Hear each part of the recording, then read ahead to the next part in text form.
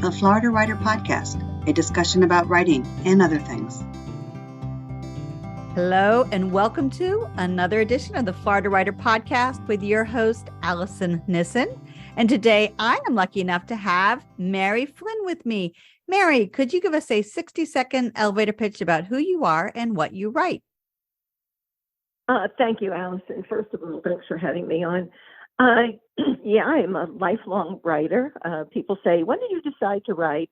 I think maybe true writers don't decide it. I think they're captured up when they're very young. And then I wrote into my adult years. I was a writer for Hallmark Cards. That was my first full-time writing job in Kansas City.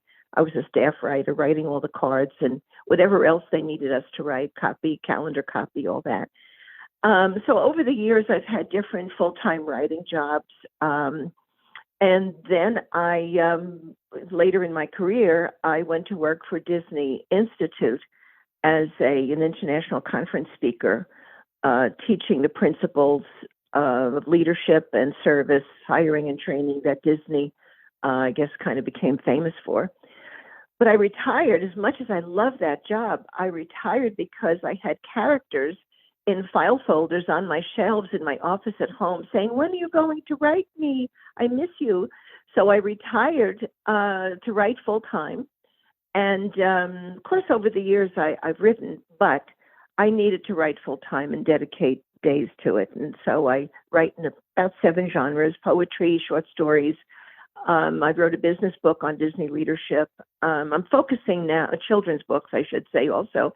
But I'm focused now on novels. I'm finishing up my 3rd novel, and I've won awards. I humbly say thank you that I've won some gold medal awards, silver medal, and so on and so forth. So that's kind of me in a nutshell, I guess, Alison.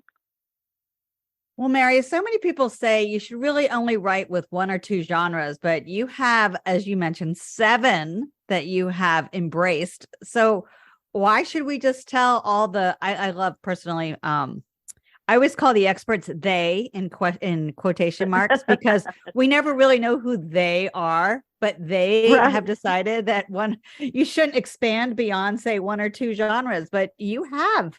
Why? Well, I can't help myself. When I wrote for Hallmark, I loved writing. Well, of course, I had to write all of the captions, but I also loved enjoying writing children's rhymes.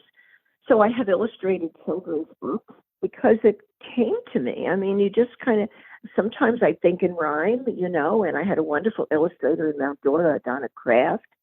And then I wrote a middle grade novella because I got an idea for this story. And then, the novel, but then, at the same time, I can't give up my poetry. I'm a poet. And then, when I retired from Disney, I had this one business book that I had to write because, frankly, all of the other Disney leadership books, this is the piece they missed. And so I wrote that. So, but my focus really now, excuse me, my focus really now is the long form, the novel. But I can't help writing a poem now and then. I am a poet. So it's the way your brain works, and what can you do about it? You know what I'm saying? Yeah, I totally know what you're saying. So a few of your books are based in the 1950s in Brooklyn. And just to give you a little hint, my stepdaughter recently moved to Brooklyn. She loves it. She thinks it's like adult Sesame Street. Oh, yeah, I love it.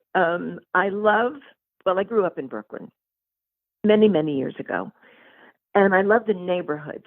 And I tell people, when you go to New York or you go to Brooklyn, wherever you go into these so-called big cities, don't eat at the nearest restaurant. Go down the side streets. Go into the neighborhoods. Go to Louis' Italian restaurant. You know what I'm saying? Don't eat in the big national chains. I like the whole feel of the neighborhoods, and especially I like writing before technology. Now, I have nothing against technology. I love it. It makes things easy, except when it doesn't work.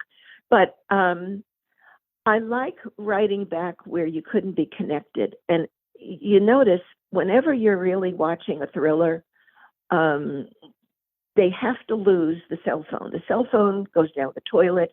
The computer is left on the back seat of the taxi because they need to disconnect in order to establish this thread of intense suspense. Otherwise, if you're connected, you can call help. I'm over here. Look for me down the street. I'm locked up in the attic. So you can't do that. So I like writing before technology when people were out in the neighborhoods. Not everybody had a TV. You walk down the streets and the windows are wide open with the curtains blowing and you could hear the ball games coming out.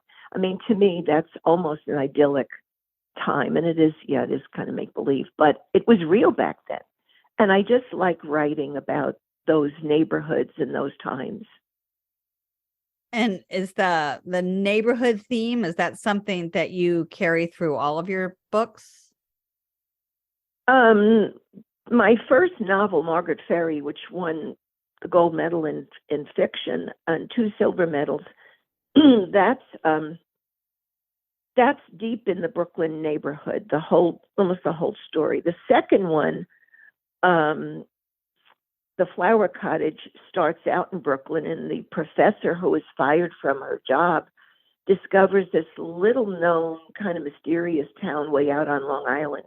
So she kind of goes back and forth between her Brooklyn neighborhood and this little town about 100 miles from Manhattan. And this third one now, No Small Wonder, is my first sequel. It's the sequel to The Flower Cottage. And this woman who is also going through a really hard time, she's stationed in Brooklyn, but she goes to this same place way out on the island. And so it kind of goes back and forth, touching upon the culture of Brooklyn back then and what's going on currently out on the island. So I don't know. I just have a thing. I'm just kind of fascinated by that. I'm not sure. Actually, I'm tickling around with my next book being a cozy murder, and I'm going to have to see how that goes. That'll be more current times, but I might be through with the period piece at that point. But I don't know. It depends on what my mind says one morning when I wake up having coffee. You know what I'm saying? Well, just make sure they lose their cell phone if it's in current times. That's right. Yes, you have to drop it, which I did one day. I took a pile of clothes to the washer, dumped everything into the machine, and when I turned it on, I hear this thumping. Well, I had put my cell phone on top of the pile as I carried it, and what was thumping around in the machine was my cell phone.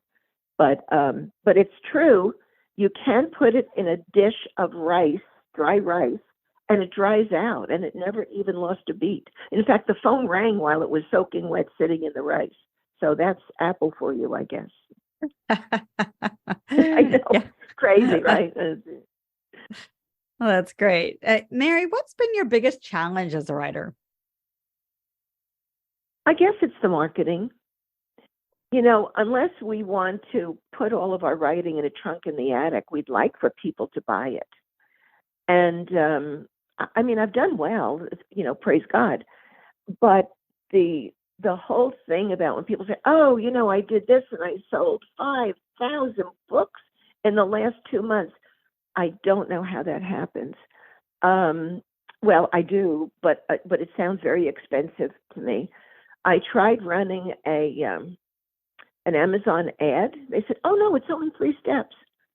Well, each one of those steps had 24 sub-steps, and I nearly fell off the ledge trying to get there. So I had to abandon ship. I couldn't do it. I mean, I guess I need to, again, hire a professional to do this.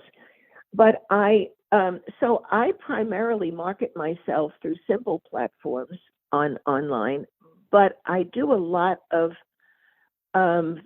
programs. I do certain programs like Confessions of a Hallmark Greeting Card Writer. I get invited to all the ladies' groups, and I do hour-long programs, and we laugh and we have fun, and I sell a lot of books that way. But Alison, I have not cracked the code in a financially beneficial way to selling tons of books, like on social media. If someone's listening and they say, I can fix that for under $1,000 a month, you know, that kind of thing, it would be great. But that's the biggest challenge. Well, I hear you on that. Marketing it's a different part of the writing process. And as writers, we love the creative aspect of it, Yes. but then having to become Yeah. creative with our marketing is I know. I know it's crazy. And writing is hard. We love it. I can't speak for others, but I cannot not do it. But I love the heat of it. I love the challenge of it. I love it. Marketing is like, oh, really? I have to sell this thing now? I mean, somebody help, throw me a rope. And it's funny, I belonged to a writers group, a wonderful group of people in Mount Dora some years ago, the authors roundtable in Mount Dora. And it seems we all got to the same place around the same time. We'd been together for about 3.5 years, and we were selling and we were getting awards and all this good stuff. And we just looked at each other one day across the table and we said, now how do we sell this stuff? I mean, it was crazy. And we never really did crack the code on it. I mean, we had all kinds of, and you do this and you do that. But honestly, none of us ever cracked the code and sold, 1,000 books at a time. It still eludes me, because the gift, and I had to acknowledge finally to the Lord, yes, Lord, thank you. Okay, it is a gift. I always felt that it was too proud to say that, but I can't deny if we have a gift, we have to acknowledge it to God. That's just the way I believe. But he didn't make me a marketer, and I have to kind of live with that and work it out some other way. You know what I'm saying? So. Well, I do know what you're saying, but yeah, writers, we like to, so many of us like to hide behind the computer screen and not have to be the face of our work. Yes. Oh, yes. I get that. Have you had writers that have influenced you?